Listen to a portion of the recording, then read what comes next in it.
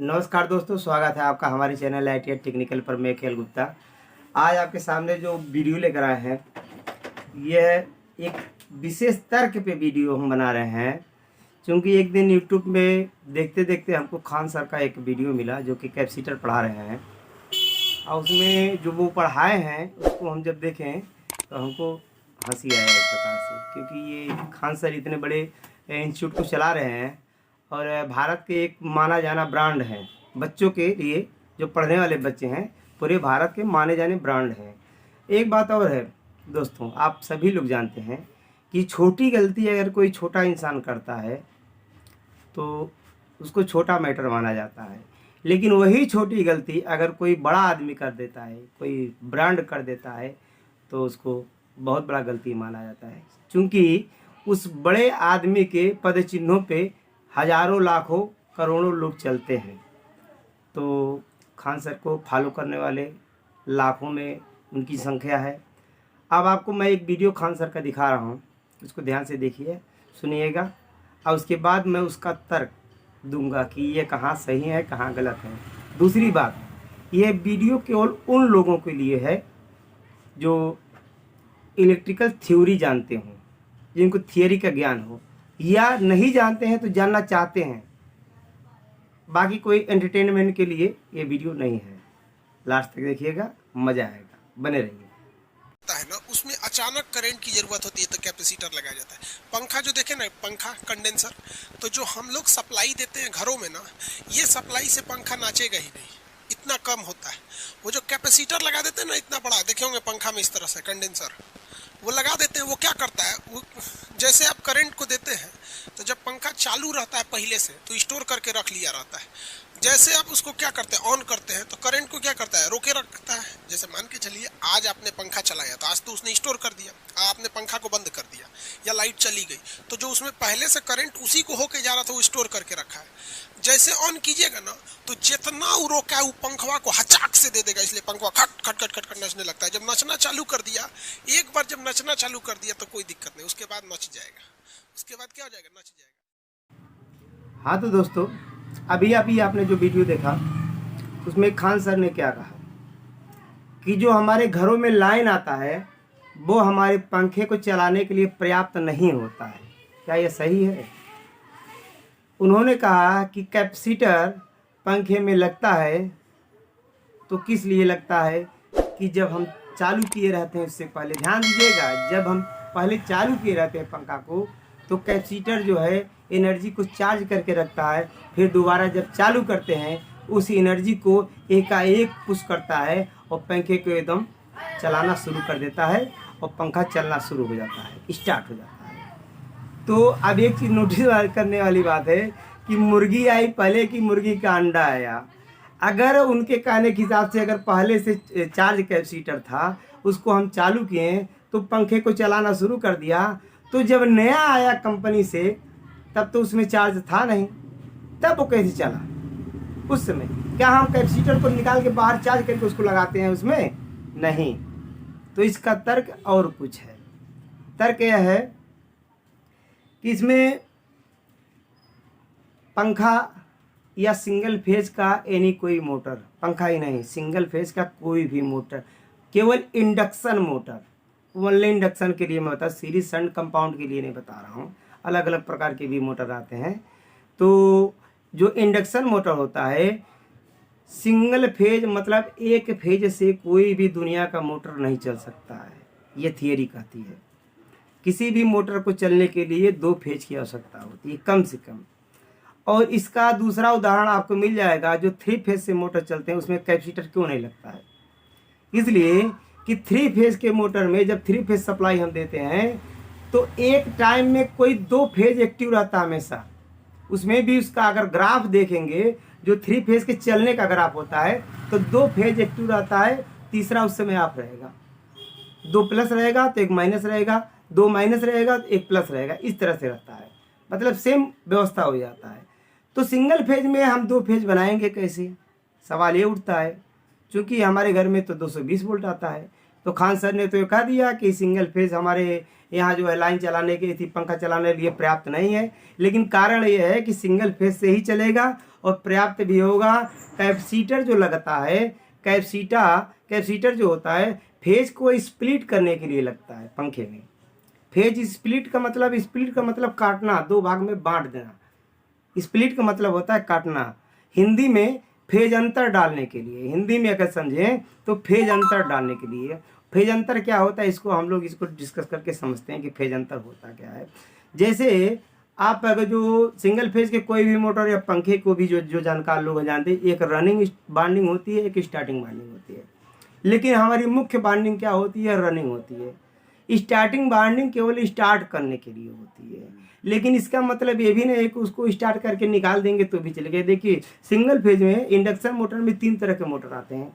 एक permanent capacitor motor, एक capacitor start motor, एक कैपेसिटर स्टार्ट और कैपेसिटर रन मोटर होता है। 3 तरह के आपके मोटर मिलेंगे। तो हमारा जो पंखा होता है या सिंगल फेज के जो नॉर्मल मोटर होते हैं वो परमानेंट कैपेसिटर मोटर होते हैं। मतलब कैपेसिटर उसमें लगा के रखना ही है, भले वो स्टार्ट हो जाए तब भी ऐसा नहीं है। आप उसको स्टार्ट करके कैपेसिटर को बाहर निकालेंगे तो पंखा उसी हिसाब से चलता रहेगा। क्यों नहीं चलेगा, इसका तर्क हम आपको बता रहे हैं। और कैसे कैसे कैपेसिटर का काम क्या होता है आगे जाके इसको होता है। अभी आपको प्रैक्टिकली भी दिखाएंगे, लास्ट में प्रैक्टिकली भी दिखाएंगे। अगर हम कैपेसिटर हटा लेंगे तो चार्ज नहीं रह जाएगा। और एक बात और है, उन्होंने कहा कि सर जो पहले जब चालू करते हैं तो कैपेसिटर चार्ज करके एनर्जी रखता है, जबकि परिपथ के साथ अगर जुड़ा हुआ रहेगा तो कभी भी कैपेसिटर चार्ज नहीं हो सकता। अगर कैपेसिटर चार्ज हो गया मतलब परिपथ ओपन हो गया, कैपेसिटर चार्ज हो गया मतलब परिपथ ओपन हो गया। तो सिंगल फेज की बाइंडिंग में हम एक बाइंडिंग को काट के 2 बाइंडिंग बनाते हैं। एक को स्टार्ट बनाते हैं, एक को रन बनाते हैं। ये और रन बाइंडिंग पे न्यूट्रल फेज हम डायरेक्ट देते हैं और स्टार्ट बाइंडिंग पे कैपेसिटर बाई सप्लाई जाता है स्टार्ट करने के लिए। और जो स्टार्ट बाइंडिंग पे सप्लाई जाती है वो ये चीज तो है कि बहुत ही फोर्सली सप्लाई उसको देता है, क्विकली सप्लाई देता है और उसको तब तक बनाए रखता है जब तक कि हमारा पंखा स्पीड में नहीं आ जाए। और स्पीड में अपने फुल आरपीएम पे आ जाने के बाद वो उस कैपेसिटर का काम खत्म हो जाता है, लेकिन आप उसको निकाल नहीं सकते। कहिए क्यों? जैसे ही वोल्टेज अप डाउन हुआ या किसी भी कारण से फैन का स्पीड नीचे आया, उसके बाद तुरंत वो अपने स्टार्टिंग पीरियड खोजने लगेगा कि हमको सहयोग चाहिए। उस सहयोग के लिए ये दूसरा वाला तुरंत हाजिर हो जाता है। फिर कैपेसिटर रिलीज करना शुरू हो जाता है। देखिए कैपेसिटर से जब तक आप एनर्जी लेते रहेंगे तब तक वो संतृप्त नहीं होगा, सेचुरेट नहीं होगा और तब तक वो एनर्जी देता रहेगा। और जैसे ही उसके वोल्टेज स्रोत और कैपेसिटर का चार्ज बराबर होगा वो एनर्जी लेना और देना बंद करेगा। ये फिजिक्स कहता है। आप लोग इसको सर्च करके देख सकते हैं, किसी भी तरह से देख सकते हैं। तो आइए आपको कैपेसिटर कैसे काम करता है, किस हिसाब से काम, आपको हम प्रैक्टिकली एकदम न्यू मेरे पास कूलर का मोटर है भाई। अगर जो फैन का मोटर में 2.25-2.5 का वो लगता है कैपेसिटर लगता है, वो कम चार्ज करेगा खांजियस के अनुसार से। लेकिन मैं जो लगा रहा हूँ वे 5 माइक्रोफैराड का कैपेसिटर लगा उसमें कूलर में, वो तो ज़्यादा चार्ज करना चाहिए, ज़्यादा धमाका होना चाहिए। आपको प्रैक्टिकली करके दिखा रहे, बने रहिए।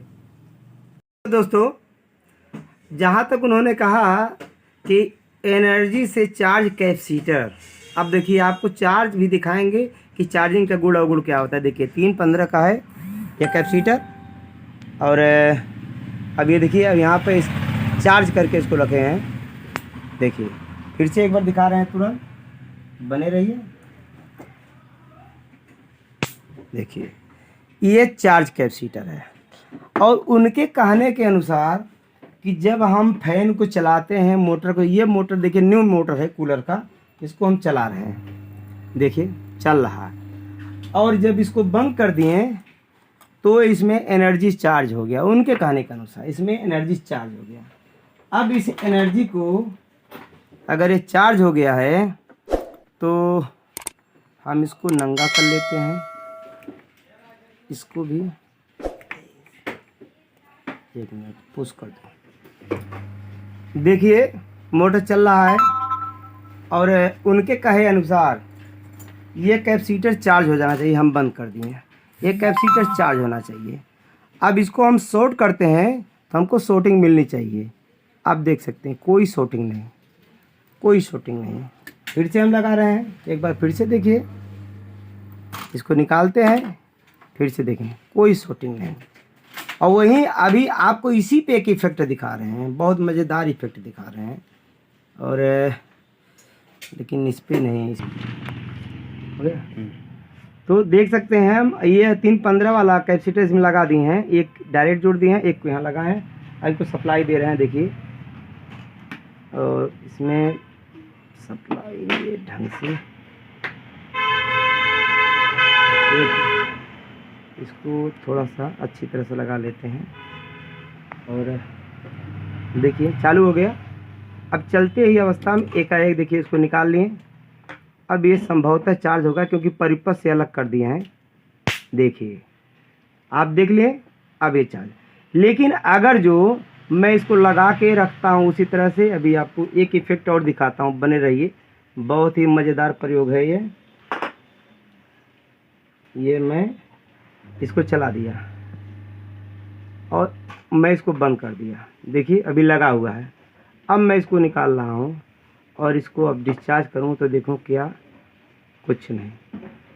इससे ये सिद्ध होता है कि जब तक परिपथ के साथ जुड़ा रहेगा कैपेसिटर तब तक चार्ज नहीं होगा, और जब परिपथ से बाहर होगा तभी ये चार्ज होगा।